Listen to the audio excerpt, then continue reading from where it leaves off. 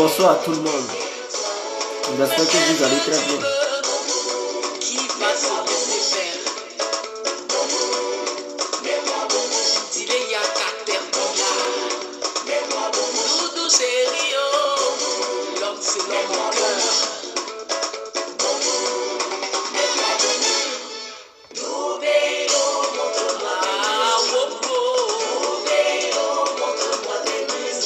Lasso, fête, merci frère. Ibrahim Lamy, bonsoir mon frère. Aliko, Tobias, bonsoir frère.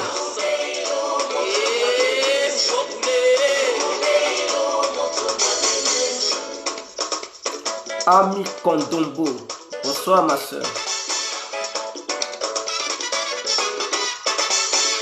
La poule voit le lever du jour, mais elle laisse le coq chanter. Arrêtez le bagarre, mon maticote. Oh, maman, je te le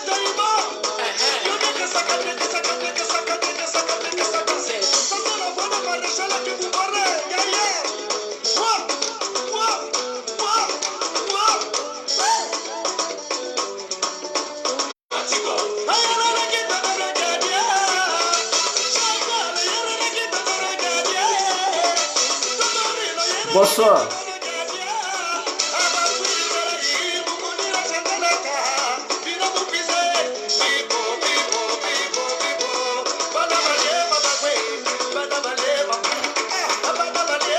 Bon, nous allons essayer de stopper la musique pour... Voilà, je vous aime à tous et toutes. Juste, je vous prie de vraiment m'accorder juste une petite minute afin de rentrer dans le but du sujet. Comme vous le constatez, aujourd'hui, nous allons parler de paix. Mais dans la paix, nous allons dire la vérité. Est-ce que vous comprenez? Donc, nous allons nous adresser au chef de l'État de la Côte d'Ivoire ainsi que les militants des deux côtés. Et aussi le leader Henri Konan Bédié. Voilà. On va s'adresser à tout le monde ce soir pour dire la vérité et tout ça. Donc, attachez vos ceintures parce qu'on va se dire la vérité dans la réconciliation.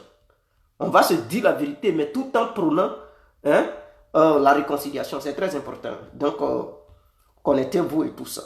Voilà. Nous allons nous dire ce qui est important et tout. Je vous aime déjà. J'aime tout le monde, tous ceux qui prennent le temps pour s'asseoir et nous suivre. Voilà, et je les salue tous et toutes. C'est très important et vraiment je vous remercie encore de nouveau. Que le grand maître de l'univers vous protège et qui vous donne la sagesse, le bonheur, la prospérité, la bonté. Voilà, les mérites. Voilà, c'est très important. Donc, c'est en ce sens que je vous remercie infiniment. Alors, bonsoir à tous et à tout temps. Pour tous ceux qui ne me connaissent pas, je suis l'incontournable guerre complet tout terrain, l'homme dont on parle, l'homme qui n'a pas froid aux yeux, l'homme qui ne mâche pas ses mots. Vous pouvez aussi m'appeler gouverneur italien, docteur Modom. Voilà, laisse-moi mourir 5 heures, car Marie 2 eaux, boum boum, ou bien le plein droit. Alors, appelez aussi moi devant la vie. Nous voilà à nouveau devant cette caméra pour nous adresser encore de la situation qui prévaut dans notre pays. Voilà, on parle tout simplement de la politique. Voilà, pour ceux qui ne savent pas de quoi on veut parler de la politique de notre pays. Alors, moi, mon message à son excellence, monsieur Alassane Dramane Ouattara. Mais avant de parler de son excellence, monsieur Alassane Dramane Ouattara, je remercie ici de passage Zasso en global. Voilà, Zasso Patrick, je l'ai vu et tout ça. Voilà, je le félicite.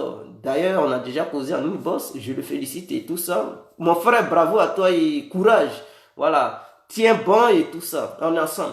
Alors, j'aimerais m'adresser au chef de l'État ivoirien. Son Excellence, monsieur le président Alassane Dramane Ouattara, je vous demande de faire un effort. Vous savez, il vous reste un peu de temps pour que vous quittez au moins le pouvoir.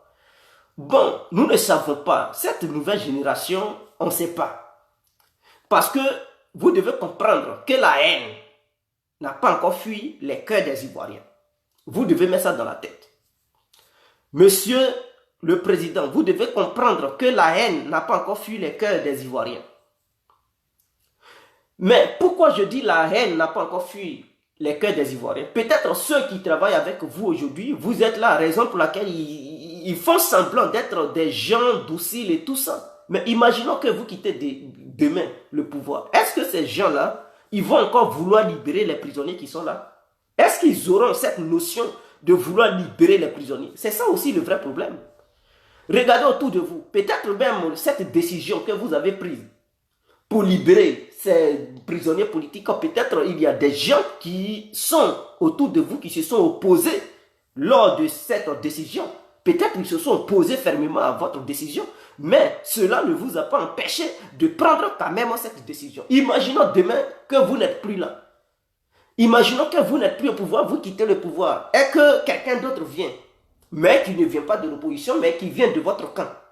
Est-ce que ce dernier-là, il peut faire preuve de générosité, preuve de sagesse, preuve d'amour, preuve de réconciliation pour pouvoir libérer ces prisonniers militaires?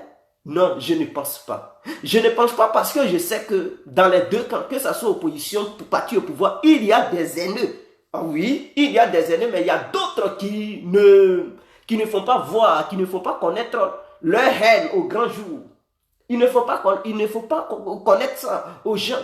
Alors, mais ils dorment avec ça, ils mangent avec ça, ils partent aux toilettes avec ça. Donc, pour que le président de la République, M. Alassane Dramane Ouattara, nous savons que dans cette guerre, vous avez aussi votre part de responsabilité, on ne peut pas nier cela. L'opposition a sa part de responsabilité, on ne peut pas nier cela. Le camp Bédié a aussi sa part de responsabilité, nous ne pouvons pas nier. Et maintenant, y compris la population ivoirienne, a sa part de responsabilité dans cette crise.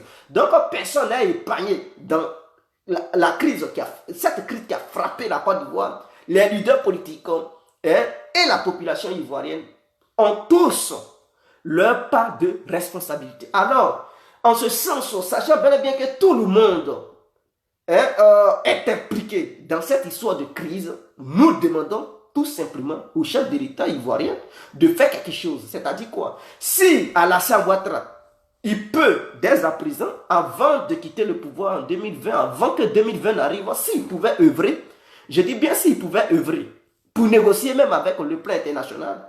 Nous savons que l'opposition n'arrive pas à négocier pour la libération de Gbagbo et Charles Blé Goudé. Et ça aussi, c'est une épine dans la politique des membres de l'opposition. Mais nous demandons à Alassane de laisser cette histoire de la vision de l'opposition. Il ne faut pas Ouattara va regarder l'opposition. Sinon, si on veut se regarder face à face, personne ne peut aider quelqu'un. Personne ne peut aider personne. Vous savez, parce que si, imaginons, je prends un exemple. Tu as un ami, tu as un problème avec lui. Son petit frère, lui, il est là. Il te déclare la guerre. Et le problème que tu as eu avec ton ami, tu étais ami avec lui comme ça. Et il y a eu des mésententes. Ton ami, malheureusement, il allait en prison. Maintenant, son petit frère, lui, te déclare la guerre. Il ne veut même pas s'occuper de son grand frère avec qui tu as eu les problèmes, qui est parti en prison à cause de toi. Maintenant, le petit frère, il te déclare la guerre et tout ça. Lui aussi, tu constates que le petit frère, il ne peut rien faire pour son grand frère. Il ne faut rien pour son grand frère. Mais qu'est-ce que tu dois faire? Si réellement tu es homme de paix et que tu penses aux années précédentes, si tu te rends compte que non, lui qui est allé en prison, là, il était comme ça avec toi. Hier, vous étiez ensemble, vous avez tout fait ensemble. Mais par rapport au comportement de son petit frère, si tu veux regarder le comportement de son petit frère, non, tu sais que ton ami, il va crever en prison. Alors, à un moment donné, il y a des sacrifices. Et les sacrifices, c'est quoi? C'est-à-dire qu'il ne faut plus calculer le petit frère, ses agissements, ses affolements. Tu tapes l'œil. Voilà. Tu ne regardes pas ça. Et tu prends la décision de faire quelque chose pour son grand frère.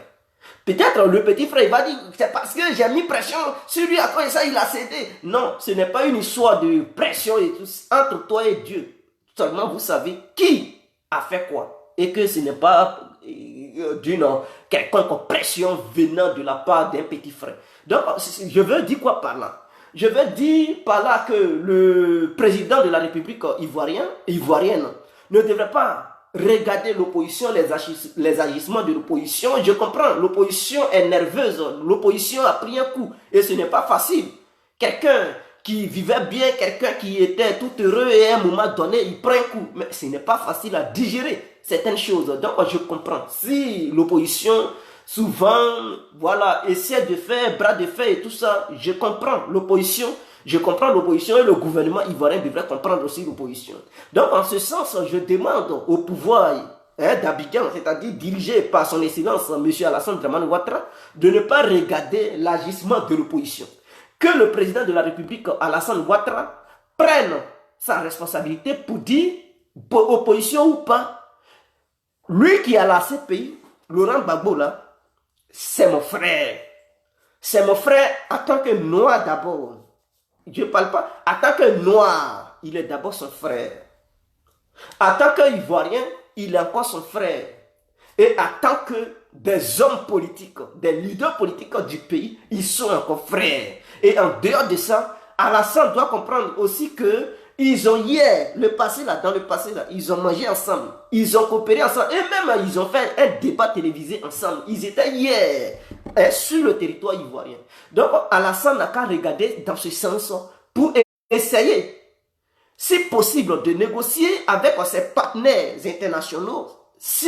Parce qu'il n'y a pas de problème sans solution. Dans ce monde, dans ce bas monde, ce sont les humains qui ont mis les lois. Ce sont les humains qui construisent ce monde. Le monde, nous avons trouvé le monde, mais c'est nous qui rendons le monde beau. Et c'est nous aussi qui détruisons ce monde qui est beau. C'est nous qui rendons le monde chaos et c'est nous qui ordonnons le monde. C'est nous qui avons mis les lois sur pied et c'est l'être humain aussi qui peut aussi regarder certaines lois internationales pour dire bon, j'ai mis ça sur place, mais voyant les circonstances du terrain et voyant l'évolution de la situation, ok, je prends une telle décision pour le bien-être de toute une population en vivant sur le territoire ivoirien. Donc si Alassane Ouattara peut regarder dans ce sens pour faire quelque chose, je dis bien pour faire quelque chose, et ramener les deux leaders ivoiriens parce que, qu'on veuille ou pas, ils sont des leaders de la Côte d'Ivoire. Blé Goudé est le leader de sa génération. Laurent Gbagbo est le leader de sa génération.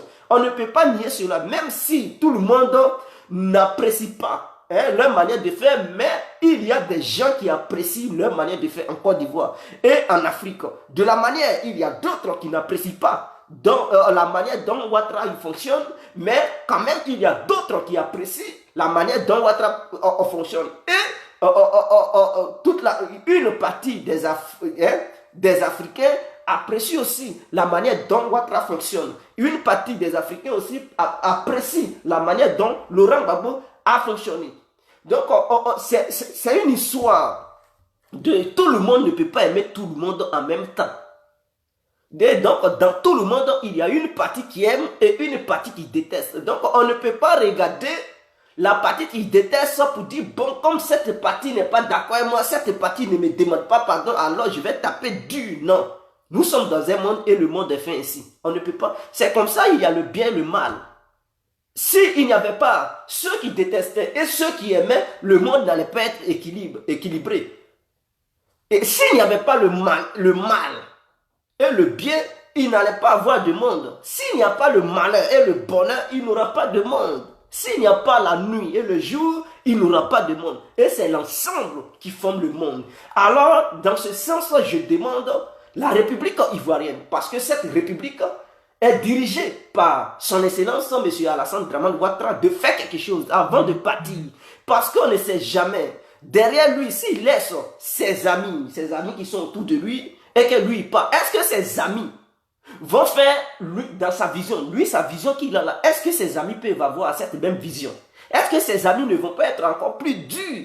Et lui, Ouattara, quand il va partir, est-ce qu'il ne va pas regretter pour dire, ah, si je savais, j'allais libérer ces Ivoiriens que j'ai laissés en prison là-bas avant de partir, j'allais les libérer. Maintenant, je ne l'ai pas fait. Les petits que j'ai laissés là, ils ne veulent plus m'écouter et tout ça. Bon, malheureusement, je ne suis plus président, je ne peux plus rien faire.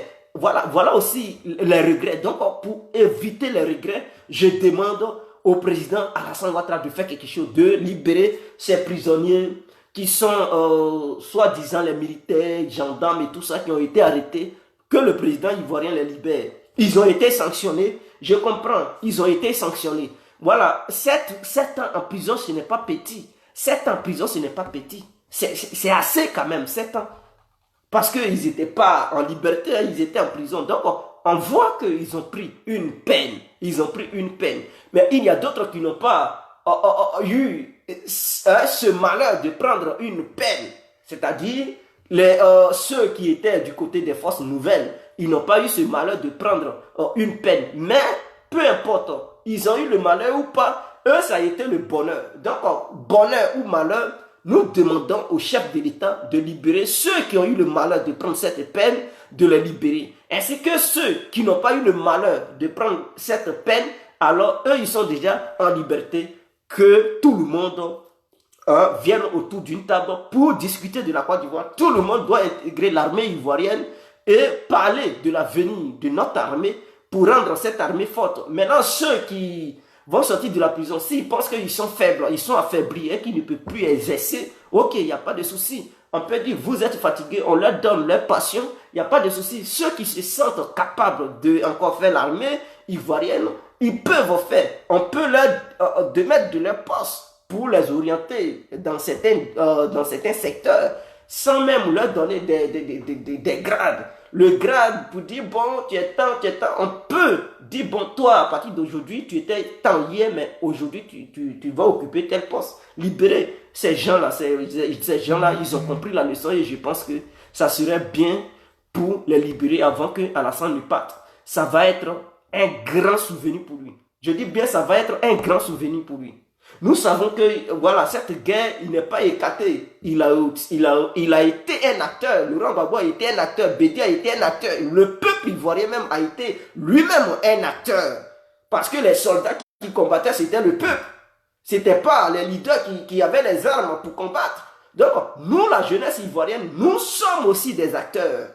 Donc, on peut condamner, même si nos dirigeants politiques nous ont encouragés dans certaines bêtises, nous regrettons énormément. Donc, nous sommes tous coupables. Dans ce sens, je demande aux uns aux autres plutôt, de faire,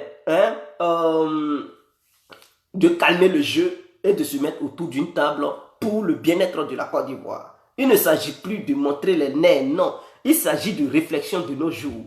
Réflexion, comment faire pour rendre notre État fort? Comment faire pour bâtir une nouvelle Côte d'Ivoire? Comment faire pour mettre une nouvelle règle, une nouvelle constitution? Balayons, libérons tous ces prisonniers et tout le monde reste autour d'une table pour retracer les nouvelles règles de la Côte d'Ivoire, une nouvelle constitution, une nouvelle vision de notre pays pour le bien-être de tous les Ivoiriens. Pour le bien-être de tous les Ivoiriens, ça va faire vraiment du bien à tous les Ivoiriens. Et même ça va être vraiment un drapeau pour l'Afrique.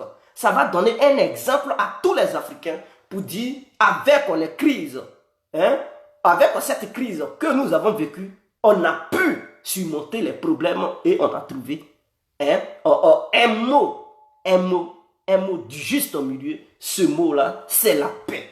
Ce mot-là, c'est la paix. La paix sera le noyau de la population ivoirienne, c'est-à-dire la population et le peuple ivoirien va rôder autour de ce mot. Donc le mot sera au milieu d'eux et les Ivoiriens ne feront plus des guéguerres entre eux. Je pense que si le président le fait, ça va être un bon signe. Mais pour le faire, il faut avoir ce courage.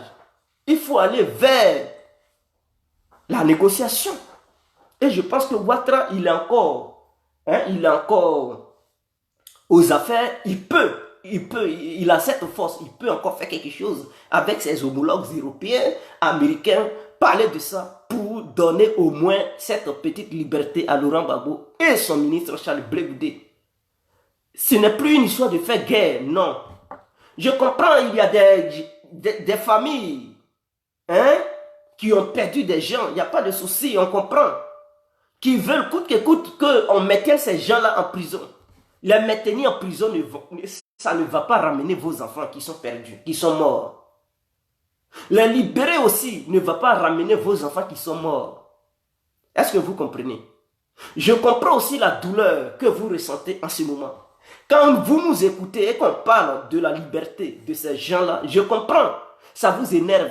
Mais dites aussi, vous, que il y a d'autres familles aussi qui ont perdu des membres qui elles, n'ont jamais connu ce que c'est qu'une justice. Leurs enfants sont morts, ils n'ont jamais connu ce que c'est que la justice. Les bourreaux de leurs enfants n'ont jamais connu ce que c'est que la prison. Mais cela ne dérange pas ces familles de vivre quand même avec leur douleur. Et avec cette nouvelle vision, je suis sûr que ces familles qui ont perdu leurs enfants, leurs parents, et aussi, voilà, leurs enfants, leurs parents, leurs amis, ces familles-là vont petit à petit digérer cette colère. Ces familles-là vont petit à petit laisser tomber et vont comprendre que nous sommes dans un monde, et dans le monde, on peut recevoir des coups durs et on peut encaisser certains coups. Donc, le monde ne se limite pas là, et qu'il faut mettre une force, il faut avoir une force commune pour pouvoir relever encore le défi. Et ceux qui ont perdu leurs parents, on pourra amener une nouvelle politique pour trouver des solutions pour ces familles. Idem pour les familles qui ont été victimes de cette crise, qui veulent coûte que coûte en découdre avec Laurent Gbagbo et Charles Blé Goudé, ainsi que les militaires qui sont en prison et qui manifestent pour qu'on les maintienne en prison, ce n'est pas la solution. S'ils meurent en prison, est-ce que vos enfants vont revenir? Non. Vous allez penser que c'est la justice? Non, ce n'est pas la justice. C'est-à-dire, tu rends le mal par le mal. Est-ce que c'est normal? Non, ce n'est pas normal. Tu es un être humain. Est-ce que tu n'as jamais pardonné dans ta vie? Oui, tu as une fois pardonné. Est-ce que dans ton village, un sorcier n'a jamais bouffé ton enfant? Oui, il a une fois bouffé ton enfant. Est-ce que tu as tué tous les sorciers qui ont une fois bouffé un membre de ta famille ou bien quelqu'un que tu connais? Tu ne l'as jamais fait. Mais on comprend, ce n'est pas les mêmes choses. Mais il y a un but commun. Ce but, c'est la mort. Mort est égal à mort. Que tu meurs par la sorcellerie, que tu meurs par balle, que tu meurs par prison, mort, c'est la mort. Mais nous, on constate qu'il y a certaines morts qui sont pardonnables en Afrique et il y a d'autres qui ne sont pas pardonnables. Non, on peut tout pardonner.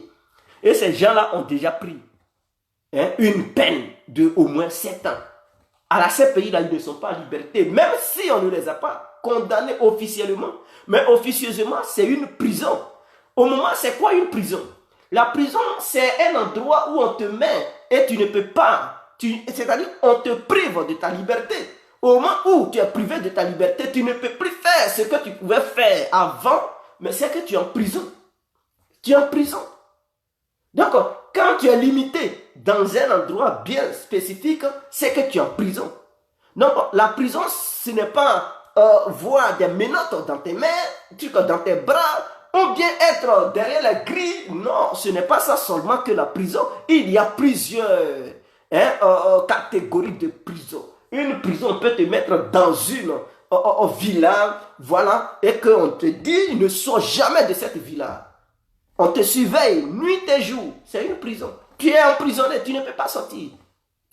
On te met dans un hôtel de 10 étoiles ou bien on dit ne sors jamais de cette... Mais tu es en prison, mon frère. On te met derrière les barreaux, derrière les grilles. On dit, là, tu ne sors pas. C'est une prison. Donc, ça dépend des qualités des prisons, mais ils sont déjà en prison, ça fait 7 ans. Donc, ne vous opposez pas si jamais on veut les libérer. Ne vous opposez pas. Laissez-les, ils vont rentrer au pays. Ils vont même peut-être trouver une solution pour essuyer vos larmes. Pourquoi pas? Ce sont des humains, ils sont dotés d'un cerveau. Ils raisonnent. Ils savent que le peuple ivoirien a pris un coup. Et beaucoup ont la haine. Pendant que beaucoup ont la haine, beaucoup ont la joie. Et pour finir avec cette histoire de joie et haine, nous préférons œuvrer pour un mot commun qui sera la joie. Et un second mot qui sera la paix. Dans ces deux termes, joie et paix, nous voulons que tout le peuple ivoirien rôde autour de ces deux termes appelés joie et paix, afin que en Côte d'Ivoire, on puisse revivre en harmonie, en paix et bâtir un nouveau État. Alors, dans ce nouveau État, il y aura des nouvelles lois, une nouvelle constitution, une nouvelle vision pour le pays et pourquoi pas remettre une nouvelle remettre une politique sociale pour satisfaire les gens et essuyer les larmes des uns et des autres. On peut y arriver. Pourquoi pas? Donc, je pense que le président ivoirien peut œuvrer dans ce sens avant de quitter le pouvoir, avant de quitter ses fonctions, qu'il en fasse quelque chose, son nom restera dans l'histoire. Oui, il y a eu le mauvais côté et il aura aussi le bon côté. On ne peut pas être toujours dans le bon côté, mais dans la vie, on peut se trouver dans deux côtés. C'est-à-dire, quand on parle du mauvais côté, on peut citer ton nom. Et aussi, on peut citer ton nom lorsqu'on parlera du bon côté. Donc, si le président ivoirien fait cela, alors son nom va se retrouver dans les deux camps. Ils vont dire, ah, le monsieur là, il a mal fait. Mais vers la fin là, vraiment, il nous a surpris avec cette preuve. Ce geste qu'il a fait, vraiment, il a surpris les gens. Et beaucoup parleront de lui. Donc, nous voulons cela. Nous ne voulons pas qu'il laisse cette haine qui ronge en ce moment les Ivoiriens, dans les cœurs des Ivoiriens et qui partent. Non. Qu'il arrange cela pour partir, avant de partir. Et il ne reste que, au moins, si je veux bien voir, 1 an et demi. 1 an et demi. 1 an et demi, ce n'est plus trop. On ne sait jamais. Et dans ce monde, on ne sait pas. Nul ne connaît le jour de son jour. C'est-à-dire quoi? On ne sait pas lorsque la mort vient frapper à notre porte. Et donc, nous pensons que si le président devrait voir cela d'ici fin de l'année, pour que les Ivoiriens puissent fêter une nouvelle année avec joie, avec satisfaction et même dans la paix, je pense que ça fera du bien, non seulement à notre nation, la Côte d'Ivoire même là, le pays là, ça va faire du bien au pays. Et maintenant, les citoyens du pays, ça va leur faire du bien. Et donc, je pense que s'il y a des gens qui me regardent, qui sont en contact avec le gouvernement, faites passer ce message. Je sais, beaucoup vont s'opposer à mon message. Ils vont m'insulter. Ils vont dire, oh, tais-toi. Oui, je comprends. Mais essayons d'élever l'esprit et la vision plus haut. Ne mettons pas tout de suite nos émotions au devant de ce qu'on attend. Voilà, on peut entendre et patienter. Vous comprenez?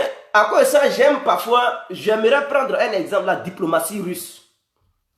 Tellement ils sont patients que d'autres les prennent pour des faiblards. Vous comprenez? C'est-à-dire, ce sont des gens, tu les tapes dur et puis ils patientent. Et nous, les autres, on dit, mais pourquoi ils ne réagissent pas? Ils doivent réagir. Mais ils prennent cette patience et cette maîtrise des choses que beaucoup pensent que et ils sont des faiblards. Mais non, ils ne sont pas des faiblards. C'est quand ils se fâchent que beaucoup découvrent, ils n'étaient pas des faiblards et tout. Ah, ok. Mais il y a d'autres qui réagissent instantanément. C'est-à-dire l'Amérique, l'Occident, ce sont des gens qui réagissent instantanément. Quand tu fais, tu payes en même temps. Mais les Russes, tu peux les taper à plusieurs fois, ils patientent. Mais le jour où ils s'énervent, là, tu sais que tu ne peux plus encore aller taper. Parce que tu sais que lui qui est en face, il s'est fâché. Et si tu essaies, alors tu vas subir des conséquences graves. C'est aussi de la même manière que les Chinois. Ils sont patients. Ce sont des gens qui sont patients. Ils ne sont pas agressifs. Mais le fait de les pousser, quand ils s'explosent, tu comprends que, ce n'étaient pas des gens qui étaient faibles. Mais c'est parce qu'ils ne voulaient pas des problèmes qu'ils faisaient ça. Mais ce n'est pas parce qu'ils ne veulent pas des problèmes qu'ils ont peur d'un affrontement. Donc, c'est ce que je veux faire comprendre aux gens. Ce n'est pas parce qu'on attend tout de suite qu'on doit agir. Non. On prend le temps et on essaie d'analyser. Et on voit le pour et le contre. On voit le pour et le contre. Est-ce que vous comprenez? C'est en ce sens que je demande au président de la République de ne pas regarder ceux qui disent « Oh non, il ne faut pas les libérer, ils vont payer, ils vont crever là-bas. » Non, ne regardons pas ça. Ils vont crever, ils vont payer. Tout ça là, on a compris. Mais pour un but précis et concis, faisons un grand pas en avance pour pouvoir essayer de régler nos guéguerres et tout ça. Ça n'a plus lieu d'être en Côte d'Ivoire. Le monde évolue. Nous sommes au 21e siècle. Le monde évolue. D'autres cherchent des idées pour faire. Nous sommes encore dans des idées précédentes. des idées archaïques, guerre, non. À un moment donné, on doit mettre fin à ça. On doit maintenant lutter pour nous intégrer dans ce nouveau monde. Et ce nouveau monde, nous ne devons pas être faibles.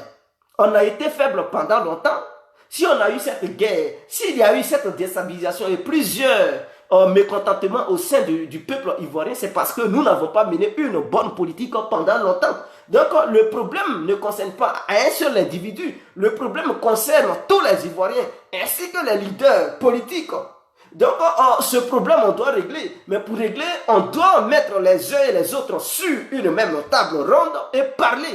Enfin, d'abord pour parler, il faut satisfaire les cœurs de tous les citoyens ivoiriens, c'est-à-dire que ce soit de l'opposition, parti au pouvoir et d'autres mouvements politiques, ainsi que, comment on appelle ça, comment on les appelle, les citoyens, ceux qui ne font pas de la politique, qui sont neutres et tout ça, il faut les mettre autour d'une table.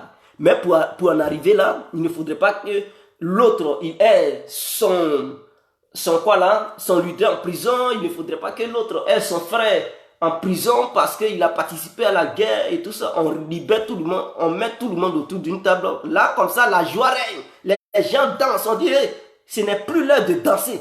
Laissez les danses là, on parle du pays, on parle de la vision du pays, quittez dans les boîtes et venez aujourd'hui. Et puis on peut organiser une fête nationale. Une fête nationale, même si ce n'est pas le 7 août, on organise une fête nationale pour la libération de tous les prisonniers, que ce soit parti au pouvoir, de l'opposition et tout le monde, on organise une fête nationale pour dire à partir d'aujourd'hui, il n'y a plus quelqu'un en prison, il n'y a plus de prisonniers politiques ou prisonniers de guerre. Tout le monde est libre. Donc aujourd'hui, là, on organise une fête nationale où les gens, on peut dire, bon, c'est, par exemple, c'est une journée nationale où il n'y a pas de boulot. Tu peux danser et tout. Maintenant, les jours à venir, on peut organiser une réunion de table ronde où tous les représentants, que ce soit de la société civile, des différents mouvements politiques, des partis, des syndicats, tout le monde, on met une grande table et tout le monde est assis. On dirait une assemblée. Et on parle de l'avenir de la Côte d'Ivoire. On dit, est-ce que la Constitution fait truc? On met, ce n'est plus une histoire de député qui va parler seulement, mais c'est le peuple qui veut. Il faut essayer, ceux qui seront autour de la grande table, est-ce qu'on doit changer la Constitution? Qu'est-ce qui dérange dans la Constitution? On lit, on dit, bon, tant, ça déconne, on doit revoir ça. Et tout le monde est assis. Personne ne va se révolter pour dire non. Parce que chaque bord aura son représentant là-bas. Et donc, on dit, bon, votons. Et tous ceux qui vont se représenter, ils vont voter, ils vont soulever les mains. Ceux qui seront nombreux, alors c'est leurs voix qui vont prendre en compte s'il faut changer la Constitution pour remettre les nouvelles lois dans lesquelles il n'y aura plus de xénophobie en Côte d'Ivoire. Voilà, on peut revoir tout ça. Où personne ne peut parler encore de xénophobie. Toi tu es un. Qu'est-ce qu'il faut faire pour ne plus que ces bêtises reviennent encore en Côte d'Ivoire? Est-ce qu'il faut recenser tout le monde pour essayer de suivre tout le monde? Voilà la carte de séjour, bien carte résidentielle et tout ça. Carte de résidence plutôt. La carte de résidence, la carte de séjour. Est-ce qu'il faut faire ça? Est-ce que quelle politique sociale que nous devons faire pour satisfaire le peuple? Quelle politique sanitaire que nous devons mener pour le bien-être du pays et de tous ceux qui y vivent?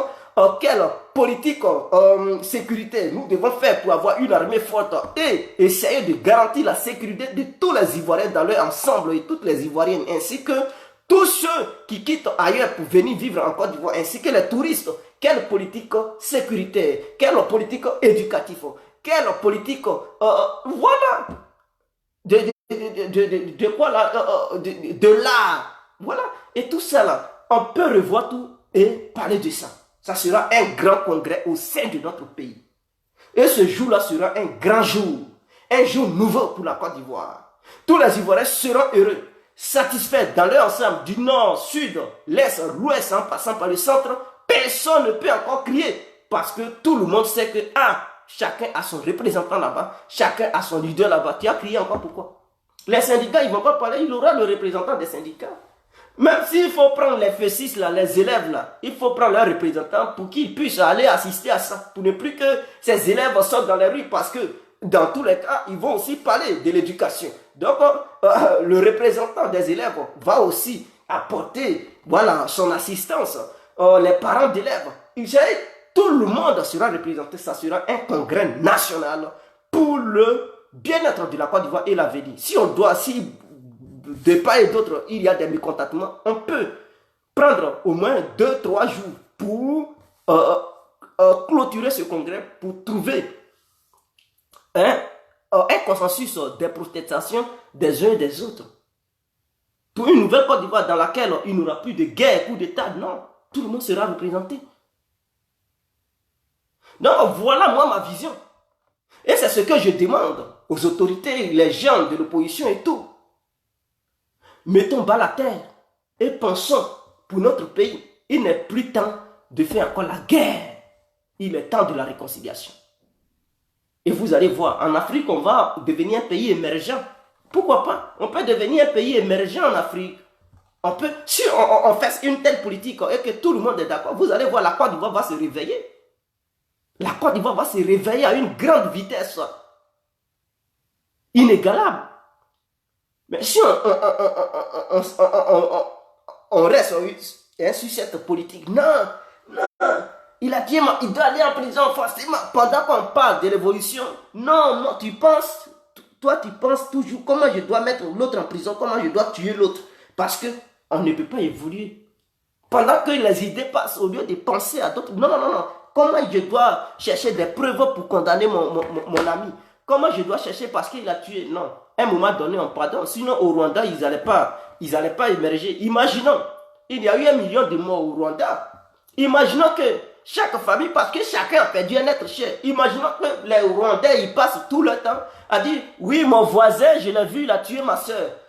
Tant que mon voisin, il ne meurt pas maintenant, je ne veux pas de réconciliation, je m'en fous. Mon voisin doit coûte que coûte aller en prison. Ou bien je dois aussi abattre mon voisin parce que je l'ai vu, il a massacré ma famille. L'autre aussi, et tout ça, la guerre allait continuer toujours. Les Rwandais n'allaient pas parler ensemble. Voilà. Mais à un moment donné, ils ont mis tout ça là de côté. Ils ont compris que dans ce monde, que ce soit un être humain qui tue ton frère ou ton père, ou ton fils, ou ta fille, c'est anormal, c'est méchant, c'est condamnable. Même si ce dernier ne l'avait pas fait, la mort elle-même allait venir commettre cet acte.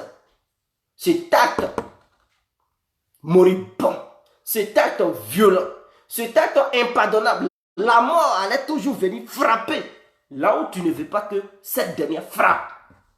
Et est-ce que tu peux condamner la mort? Tu ne peux pas condamner la mort. Ça va te faire mal, mais c'est la mort qui a frappé. Tu ne peux rien faire.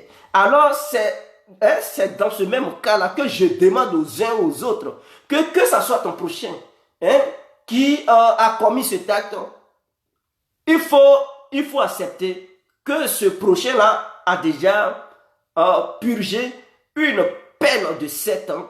Il faut accepter qu'on le libère et qu'on aille à la réconciliation.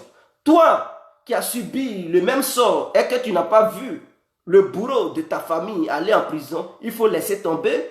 On va aller à la réconciliation. Si ce n'était pas un bourreau qui avait commis cet acte, la mort même allait venir commettre cet acte moribond. Nul ne peut devenir caillou, nul ne peut devenir roche sur cette terre, nul ne peut devenir le temps, nul ne peut devenir l'univers. Nous sommes dans l'univers et l'univers est en nous. On ne peut pas dire qu'on ne peut pas mourir dans ce monde.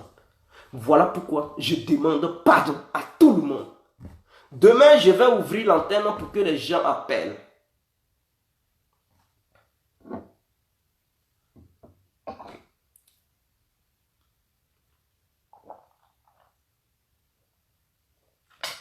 Maintenant, les probabos, les gars, je comprends tout ça, mais laissez tomber, prier. Pour ceux qui prient, pour ceux qui ne prient pas, qui pensent aux négociations, négocier. Pour ceux qui veulent militer et montrer leur mécontentement, vous pouvez militer, mais dans la sagesse, dans la paix, dans la tranquillité, sans aller troubler l'ordre public. Est-ce que vous comprenez? Vous pouvez Bon, le monde est ainsi, hein. Vous pouvez soulever le drapeau pour dire libérer notre leader et tout, il n'y a pas de souci. Pour vous faire voir en disant que les leaders qui sont à la CPI, ils ont encore des militants et des gens les aiment toujours. Ne pensez pas qu'on ne les aime pas, on les aime toujours, donc on réclame leur liberté. Pendant que d'autres marchent, je prie à certains et certaines d'œuvrer dans l'obscurité pour les négociations, afin de trouver un consensus pour la libération de ces deux frères, de ces deux parents ivoiriens qui sont à la CPI. J'ai déjà parlé au gouvernement, je parle maintenant à l'opposition. Ce n'est pas partout où on montre les muscles. On peut montrer les muscles, oui, mais ce n'est pas partout. On peut montrer, il y a un moment pour rire, un moment pour pleurer, et un moment pour se taire. Il y a un moment, quand tu sors du ventre de ta mère, tu pleures. Et après quelques temps, tu commences à sourire. Et après encore, tu commences à fermer ta bouche ou tu commences à dormir. Quand tu nais avant de grandir, il y a un moment pour apprendre à s'asseoir, apprendre à bien rester assis. Un moment pour faire les 4 pas, un moment pour marcher. Et un moment pour attraper une canne. C'est ça la vie. On ne peut pas rester dans un seul cycle pendant des milliers d'années et penser que nous sommes dans un monde. Le monde dans lequel nous vivons, nous devons comprendre le fonctionnement et la progression de ce monde. On ne peut pas rester dans une phase uniquement pour dire nous luttons. Non. Je demande aux Progbabo de comprendre l'évolution du monde, de mettre un peu d'eau dans leur vin, dans leur vin, et essayer de ne plus être radical. Ne soyez plus des radicaux. Vous pouvez manifester, mais sans insulter qui que ce soit. Et si vous manifestez calmement, passivement, tranquillement, je pense que quelque chose va arriver et vous serez vers la fin satisfait. Mais n'écartez pas, toutes les pistes sont bonnes. Mais une seule piste qui n'est pas bien, c'est la piste de la violence. Mais en dehors de la violence, je peux parler de la piste des négociations. Oui, c'est une piste que vous pouvez exploiter. Pourquoi pas? Exploitez d'abord les négociations pour voir ce que ça peut vous apporter. On ne peut rien écarter. Nous sommes des humains et les humains sont faits pour se communiquer, pour parler. Quelle que soit la position des uns et des autres, on peut toujours trouver un terrain d'entente. C'est ça l'être humain. Nous ne sommes pas des animaux. C'est un animal qui ne parle pas, qui te voit et qui t'agresse en même temps. Là, on dit qu'il a un comportement d'animal. Mais l'être humain, il est doté d'une sagesse, d'un cerveau pour raisonner. Quelle que soit la position d'un être humain, il peut être en colère. Il peut même prendre une machette, il va vouloir même te découper parce que tu l'as blessé. Il est tellement fâché, il est tellement en colère qu'il veut ta mort. Mais à un moment donné, on peut l'attraper. Au moment où il s'agit, on l'attrape, on dit mon frère, pardon. Et puis, on lui fait asseoir. Une fois assis, on dit prends l'eau, il faut boire. Il dit non, je ne vais pas. Maintenant, ses amis proches, à qui il écoute plutôt. Ceux-là, ils peuvent venir pour dire ah mon frère, il y a quoi? Dis-nous, qu'est-ce qui s'est passé? Il va expliquer le scénario, la scène. Ils vont dire il faut laisser, il faut te calmer. Ils vont essayer de lui faire comprendre que le monde est ainsi et qu'il ne faut pas, il va commettre l'irréparable. L'irréparable, c'est quoi? C'est-à-dire tuer l'autre et plus tard, peut-être, quand sa colère va s'abaisser, il va regretter, mais pourquoi je l'ai tué et tout ça? Si je savais, je n'allais pas le tuer, je n'allais pas le faire. Ils peuvent conseiller ce dernier et ce dernier va comprendre. Il va dire, ouais, vous avez raison, vraiment merci. Et il va dire, ah, si les gens ne m'avaient pas arrêté, j'allais commettre un crime, j'allais le tuer parce que j'étais déterminé à le faire. Mais plus tard, il comprendra que non. Dieu merci que ses amis l'ont maintenu. Dieu merci que ses amis lui ont parlé et qu'il a compris. Et il va dire, mon frère, j'étais fâché. Et même, il va venir donner la main, serrer la main à son ami qui voulait faire du mal.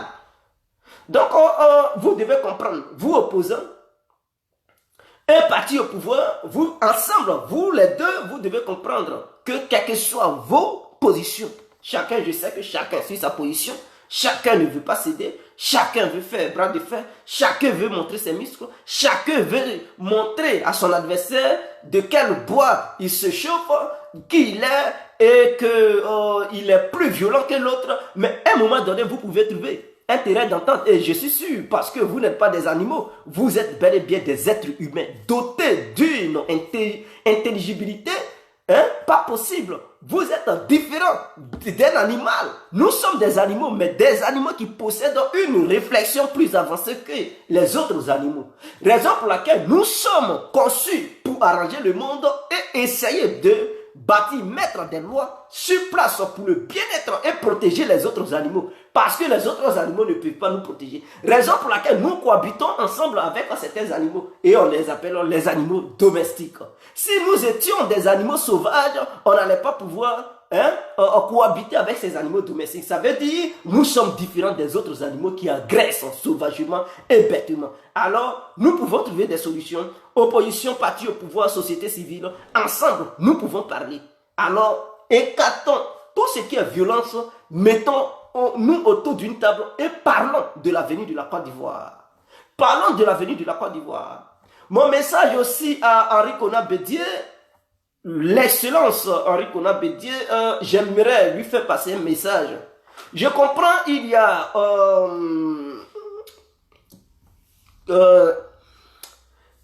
a une mésentente entre Henri Konan Bédié et Alassane Ouattara. Je comprends.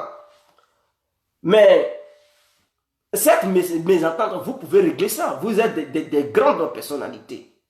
Vous pouvez calmer les militants, militantes et tout, et parler de grand à grand. Parlez aussi de gré à gré. Ne vous éloignez pas, ne déclenchez pas une guerre, car la première n'a pas encore été maîtrisée totalement. La première, nous cherchons des solutions pour en sortir de là totalement et ne plus parler de cette guerre qui a ravagé la Côte d'Ivoire, qui a fait endeuiller les Ivoiriens. Nous voulons chercher une solution pour apaiser les cœurs de tous les Ivoiriens qui ont perdu un être cher, qui ont perdu leur bien matériel ainsi que leur bien humain. Alors, ne venez pas ajouter encore une autre crise. On n'a pas encore trouvé une solution de la première. N'ajoutons pas une nouvelle crise. Raison pour laquelle je fais appel aux membres du PDCI de mettre balle à terre, de se calmer. Je fais aussi appel au gouvernement de mettre balle à terre et de parler. Le divorce, ce n'est pas la force. Quand l'autre ne veut plus être avec toi, il n'y a pas de souci. Il prend son chemin, tu prends ton chemin. Mais cela ne doit pas rompre le dialogue, tout en maintenant le dialogue. Je prends l'exemple des Américains et des Russes. Ils ne s'attendent pas. Mais quand ils savent qu'il y a leur bien, ils ont un bien en commun. Et pour éviter le pire, ils essaient de maintenir la communication. Regardez en Syrie. Ils n'ont pas la même vision, ou bien ils n'ont pas les mêmes visions. Chacun a sa vision. Chacun défend ses intérêts. Mais cela n'écarte pas le dialogue entre les militaires qui sont sur le terrain, qui opèrent. Chacun défend son client. Les autres, ils défendent leur groupe. D'autres aussi défendent leur groupe. Ils n'ont pas les mêmes intérêts, mais quand même, ils ne rompent pas le dialogue. Ils continuent toujours le dialogue pour éviter une catastrophe. Voilà pourquoi je dis en Côte d'Ivoire, au sein de notre pays, on peut faire une politique divergente. On ne peut pas faire la politique qui converge dans le même sens. Mais on peut avoir des idées opposées, mais tout en maintenant la communication, en maintenant le dialogue. Pour éviter le pire. Et le pire, c'est ce que nous avons déjà vécu en Côte d'Ivoire, c'est-à-dire une crise.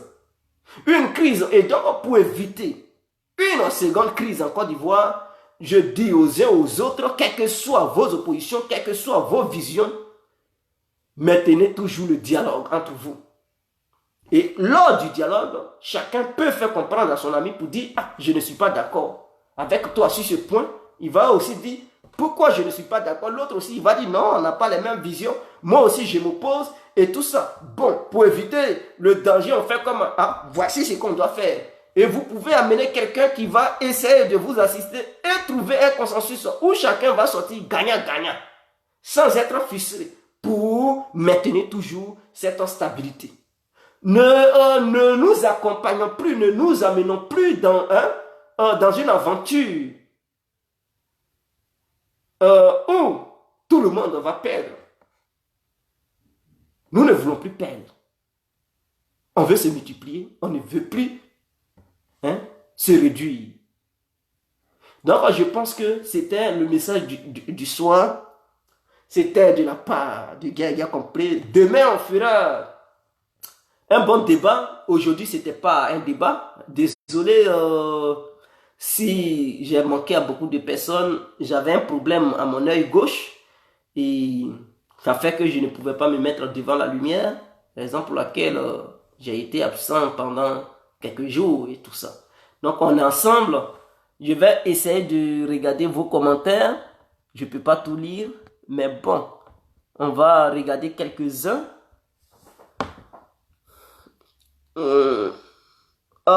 Sankwa Benin, merci frère. Amadou Meïté, merci mon frère. Gervais Laco, je ne suis pas coupable. J'ai rempli mon devoir en allant voter aux 2 tours.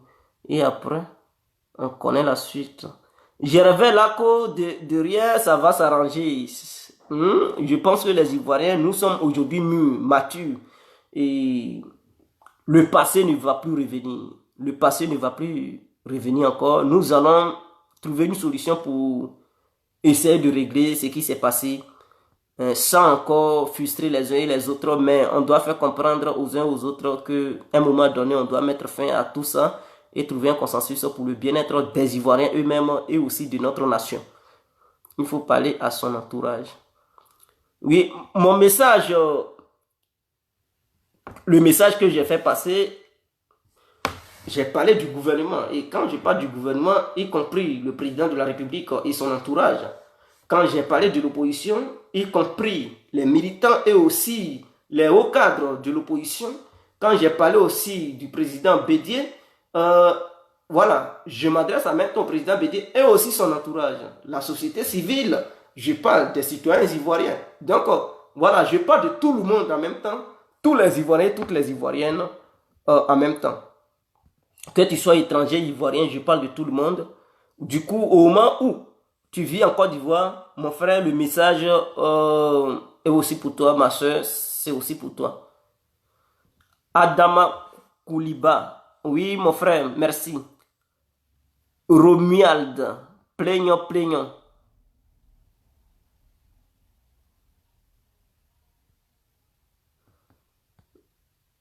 Ella Tamila Abiba. Bonsoir Ella. Adama Ouattara. Bonsoir Daniel Bleou. Bonsoir Fatima Dambélé. Fatima, bonsoir. Amadou Meïté, bonsoir.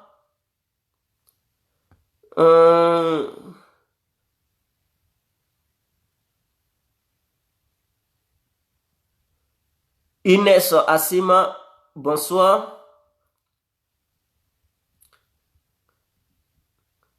Merci à vous.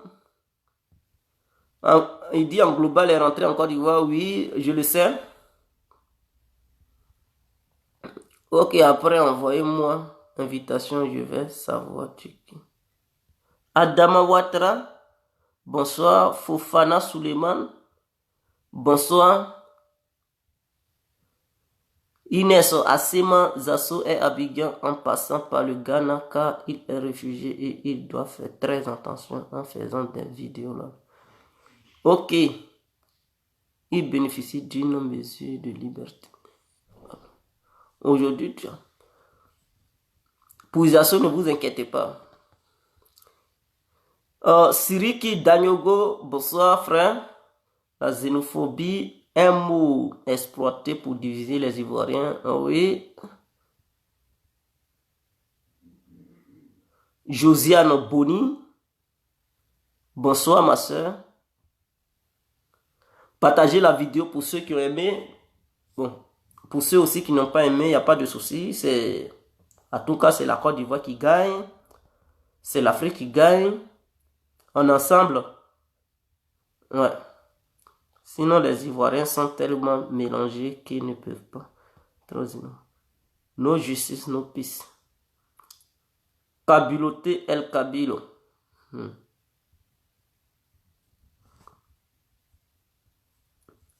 Amadou Meïté, bonsoir. Marthe Oyele, bonsoir ma soeur, j'espère que tu vas très bien. Et on va se voir, ils vont nous dire qui a tué Ibé. Ok, merci pour ce live. Non, là, ça n'a pas.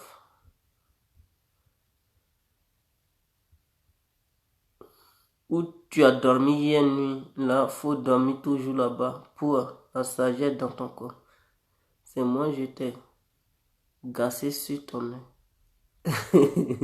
Il dit, toi, tu es grave.